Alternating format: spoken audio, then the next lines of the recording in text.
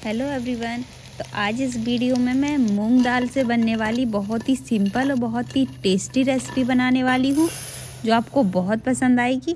तो वीडियो के एंड तक बने रहिए और चलिए बनाना शुरू करते हैं। और हाँ, अगर आपने मेरे चैनल को अभी तक सब्सक्राइब नहीं किया है तो प्लीज़ जल्दी से सब्सक्राइब भी कर दीजिए। सबसे पहले मैंने यहाँ पे मूंग दाल लिया है जिसे हमें कम से कम 2 घंटे तक पानी में भिगो कर रखना है। ये मूंग दाल हम छिलके वाली लेंगे। तो जब तक हमारी दाल भीगने के लिए रखी हुई है तब तक हम बाकी प्रिपरेशन कर लेते हैं। तो सबसे पहले मैंने यहाँ पे ये प्याज ली है। ये मैंने 3 प्याज लिए हैं, आप कम ज़्यादा कर सकते हैं। और हमें इस तरीके से चॉप कर लेना है, ज़्यादा बारीक चॉप नहीं करना है। जैसा वीडियो में आप देख सकते हैं हम उसी तरीके से चॉप कर लेंगे। इसके बाद हम पालक लेंगे, पालक को भी हमें उसी तरीके से चॉप कर लेना है। आप इसमें वेजिटेबल्स को अपने हिसाब से कम ज़्यादा कर सकते हैं क्योंकि अभी सर्दियां चल रही हैं, इसलिए ये बहुत ही आसानी से हरी सब्जियां हमें मिल जाती हैं।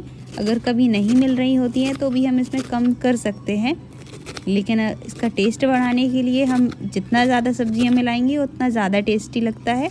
तो अब मैंने यहाँ पे ये प्याज भी लिया है, हरा प्याज है ये, हम इसे भी इसी तरीके से बारीक चॉप कर लेंगे।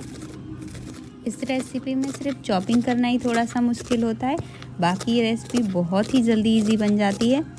और टेस्ट तो आपको पता ही है, ये बहुत ही ज़्यादा अमेजिंग लगती है। तो आप एक बार तो ज़रूर ही बनाइए और कमेंट में मुझे ज़रूर बताइए कि आपने इसके पहले इसको बनाया था या नहीं बनाया था। अगर बनाया था तो आप इसे क्या बोलते हैं। तो इसके साथ ही मैंने ये धनिया भी चॉप कर लिया है। मैंने ये हरी मिर्च थोड़ी सी ज़्यादा ली है क्योंकि ये हरी मिर्च बिल्कुल भी तीखी नहीं है। अगर आपके घर पे बच्चे हैं तो आप हरी मिर्च को अवॉइड कर सकते हैं। अब ये देखिए 2 घंटे हो चुके हैं और ये दाल भी फूल चुकी है। हम इसको एक बार चेक भी कर लेंगे कि दाल अच्छे से फूली है कि नहीं। तो ये देख सकते हैं ये टूट रही है, इसका मतलब ये अच्छे से फूल चुकी है। तो मैंने इसको 2 से 3 बार अच्छे से धुल लिया था और ये इस तरीके से तैयार हो गई है। अब मैं इसे मिक्सी के जार में डालूँगी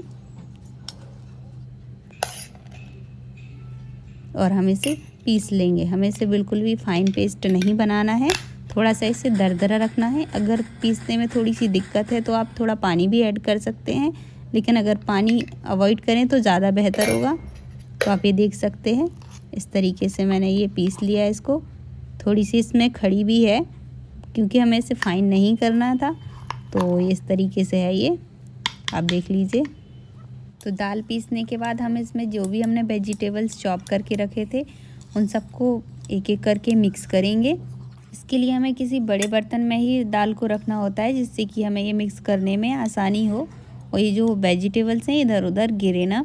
हम यहाँ पेस्ट तैयार करते हुए पानी का इस्तेमाल बिल्कुल भी नहीं करेंगे क्योंकि हमें एक थिक पेस्ट चाहिए, इसके लिए हमें पानी इस्तेमाल नहीं करना है। और साथ ही हम नमक भी तभी इस्तेमाल करेंगे जब हम फ्राई करेंगे। और इस तरीके से ये दाल का पेस्ट तैयार हो गया है, आप देख सकते हो इतना ही थिक रखना है हमें। अब हम तेल गरम करने के लिए रखेंगे कढ़ाई में।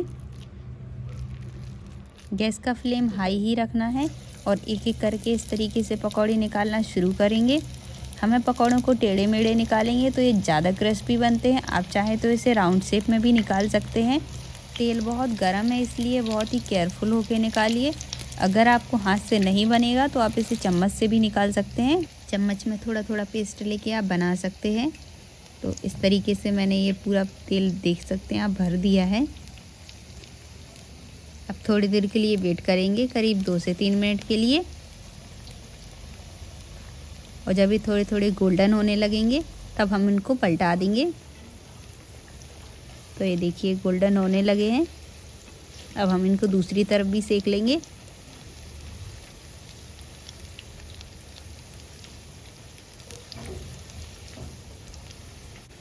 तो एक गोल्डन ब्राउन हो चुके हैं, तब हम इसको बाहर निकाल लेंगे। आप इनकी क्रिस्पीनेस को भी आसानी से सुन सकते हैं। अगर हमारे पकौड़े बाहर से क्रिस्पी और अंदर से सॉफ्ट हैं तो इसका मतलब ये परफेक्ट बने हैं। आप पकौड़ों को टमाटर की चटनी के साथ या चाय के साथ सर्व कर सकते हैं। मैं यहाँ टमाटर की चटनी के साथ सर्व कर रही हूँ।